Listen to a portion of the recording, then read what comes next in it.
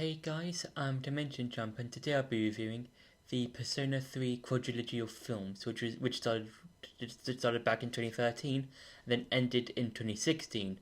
Now, these films are like with the other Persona animes, is based on Persona 3, the game as a whole. If we exclude um, Portable or the female route and uh, the fees or the FES extra additional content. This is just basically the base game of Persona 3, but told in four films, which started in with Spring of Birth and ended in Winter of Rebirth. Now, when it comes to the movies adapting Persona 3, I'd say it does it fairly well. If you see my previous reviews for the Persona 3 films, you'll know that I'm not a huge fan of um, the pacing a lot in these films. Like I would say the second half does a lot in terms of pacing. It does the pacing really well when compared to the first half, because to me I feel like because when it comes to adapting various pieces of media, whether that's a book becoming a film, or a TV show, or an anime, or whatever, or whenever it's a game that's getting the same treatment. It's obvious that you can't adapt everything, because there'll be things you can't really add in to a movie. That's like an hour and a half, or an hour and 45 minutes, which the Persona 3 films are about. They're about an hour and a half, an hour and 45 minutes each in length. So there's obviously things you can't really do in there a lot of time. But with the third and fourth movies, there being Falling Down and Winter of Rebirth, I would say they handle their pacings quite well, especially with Winter of Rebirth, because I would say because that's like the last like 2 to 3 months in game of Persona 3. It does everything quite well, and it balances the emotion and the sort of tension that the end of the game it would have. And yeah, and there were some enjoyable bits. Like I enjoy some of the fights.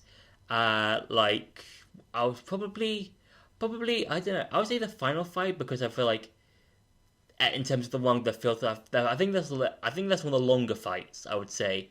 I'm not 100% sure, but to me the final fight with the Nyx avatar, that feels the most memorable, because it feels like the longest one, and it just feels like obviously the conclusion of both the films and the game.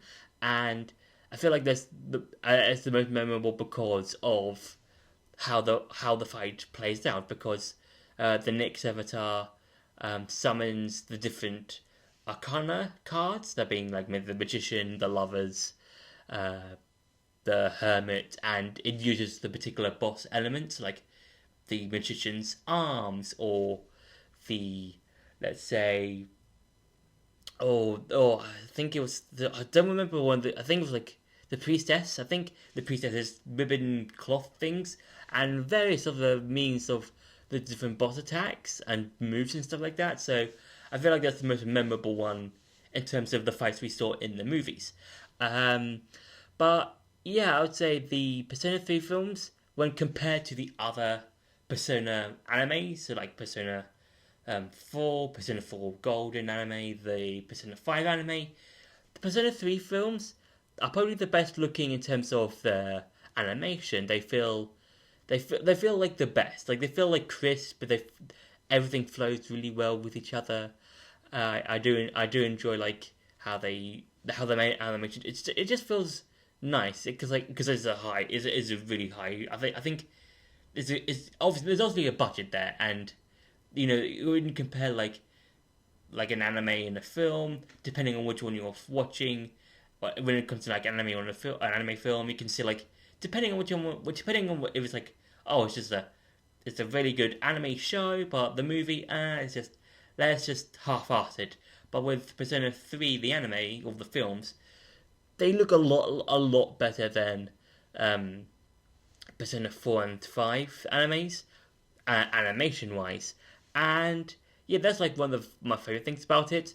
Uh, and the pacing, I'm not a really huge fan of the pacing in the first half, especially because after like from number 2 onwards, we would see the C's team in a fight, like in a boss fight or something like that, and I would have liked it to have seen the build up to that, like let's say a week before or a week earlier or something, and we get to see like, oh okay, here is the location for the next boss fight. Let's prepare, and then they step into where the boss would be. Then we cut to the to the fight or something like that, and yeah, and the pacing, I kind of wish the pacing was a lot more better because I think the main thing that would have made the Persona 3 films a lot better in my opinion is that if they were more episodic like the Persona 4 and 5 animes, because with those two animes they or let's say if we focus on Persona 4 for a bit, that anime had some time to um, slow down a bit. Like you had the campsite part of the game. You then had the school trip part. This the the whatever the all these elements on all these episodes that help build into the next um, dungeon, the next person that needs to be rescued.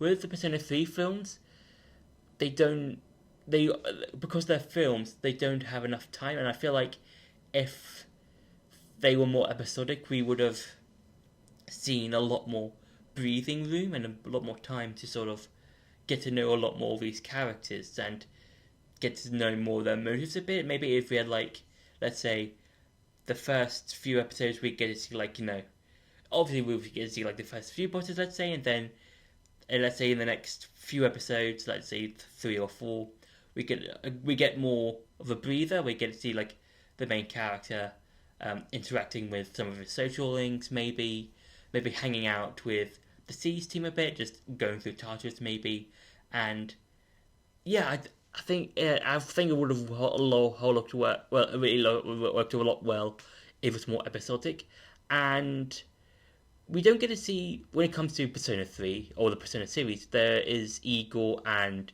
his many recurring attendants, and we don't get to see much of them a lot. Um, and well, you kind of got to see more of them in the Persona 4 anime, and yeah, I think it would have been cool to see a bit more of them. Like maybe if this show or the films were more episodic, it could be something similar to the Persona 4 anime, where we got to see the Velvet Room with Igor and Elizabeth more frequently, and in Persona 4, it could be something like that, where we got to see Igor and um, Margaret in that one. So it would have been cool if we had seen Igor and Elizabeth more often. We do get to see Elizabeth quite a bit in the Persona in the final one, Winter of Rebirth, where she's just hanging out with Makoto a bit. I think around the 40 to 50 minute mark. So yeah, I would say overall the Persona 3 films, even though they've got a bit of pacing issues, I feel like they're quite fun. So yeah, so that's been my review for the Persona 3 films as a whole. If you enjoyed this video, don't forget to like, share, and subscribe, and I'll see you in the next video.